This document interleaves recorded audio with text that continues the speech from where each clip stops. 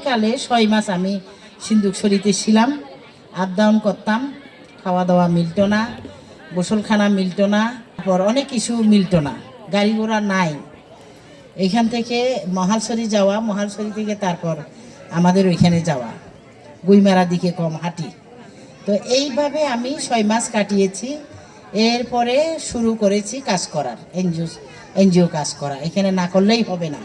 তারপর তখন থেকে 2000 সাল থেকে এইখানে আমি কাজ করেছি, এখনও কাজ করি। স্কুল দিয়েছি প্রায় 2004 থেকে 12 সাল পর্যন্ত, না?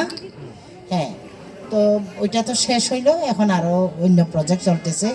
আমি না থাকলেও আমাদের প্রতিনিধিরা আছে, চালাইতেছি। এখানে স্কুল ভালো চলবে, অনেক উদ্যোক্তা হয়েছে এবং মেয়েদের পড়াশোনার জন্য নারী পরিবার সবাই হয়েছে, কি বলে এটা, সচেতন হয়েছে। তা না হলে এইভাবে একটা ইউনিভার্সিটি টিচার হয় না, বা ঢাকা ইউনিভার্সিটি পড়ো হয়, অনেকজন হয়ে গেছে।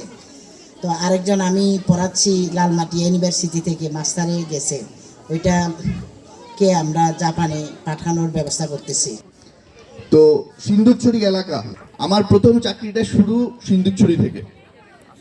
আজকে আমার চাকরি প্রায় 16 বছর হয়ে গেছে, বাট প্রথম যখন আমি চাকরি শুরু করি এই সিন্দুকছড়ি পাহাড়েই আমি প্রথম জয়েন করি। সিন্দুকছড়ি যে জায়গাটাই আমার জন্য একটা অন্যরকম ইমোশনের জায়গা।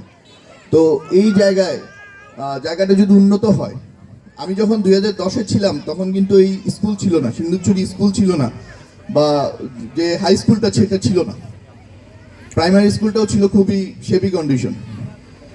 তো এখন যখন আমি আবার 16 বছর পরে ফিরে আসলাম, আসার পরে যখন এলাকাটা দেখলাম, রাস্তাটা সুন্দর, সবকিছু সুন্দর হচ্ছে, তখন কিন্তু নিজের কাছে একটা ভালো লাগে। এটি হলো বিজিএম সিদ্দিজিএম, তৃতীয় ছেলেটি হলো বাগেরহাটের সিভিল সার্জন, চতুর্থ ছেলেটি হলো ইনকাম ট্যাক্সের জয়েন্ট কমিশন।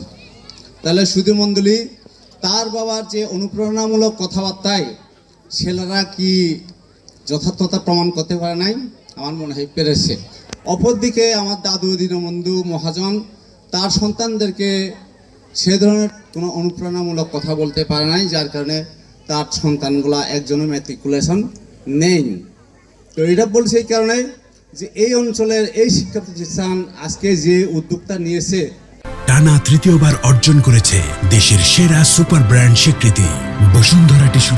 যেহেতু কৃতি শিক্ষার্থীর বই বিতরণ, যে সেক্ষেত্রে আমি বলতে চাই, শুধু আজকে এই প্রোগ্রামের মধ্য দিয়েই আমরা যে বই পাওয়ার আশা করি বা বই পাবো না সেটা চিন্তা ভাবনা না করেই আমরা যেটুকু সম্ভব আমরা বই সংগ্রহ করেই নিজের সামর্থ্য অনুযায়ী আমরা মানসম্মত শিক্ষা গ্রহণ করব। আজকে আপনাদের যে গোছানো প্রোগ্রামটা দেখলাম, এটাতে আমি অত্যন্ত আনন্দিত বোধ করছি। সেই সাথে আমাদের একটা জিনিস ভালো লাগছে যে আপনারা অনেক গোছানো এবং আপনাদের দাবিগুলোও অনেক সুন্দরভাবে বলছেন। সর্বোপরি আমি বলবো জেলা পরিষদ আপনাদের পাশে আছে এবং আপনাদের পাশে থাকবে আমরা যতটুকু সম্ভব। টিএসএফ ত্রিপুরা স্টুডেন্ট ফোরাম তারা প্রতিনিয়ত তাদের কার্যক্রমগুলো আমি ফলো করি। শিক্ষা সেক্টরকে উন্নয়নের জন্য, ত্রিপুরা জাতিসত্তা রক্ষার জন্য। তারা জানতো ত্রিপুরা জাতিসত্তাকে রক্ষা করতে হলে একমাত্র শিক্ষাই জাতিসত্তাকে রক্ষা করবে। শিক্ষা না থাকলে জাতিসত্তা একসময় বিলীন হয়ে যাবে।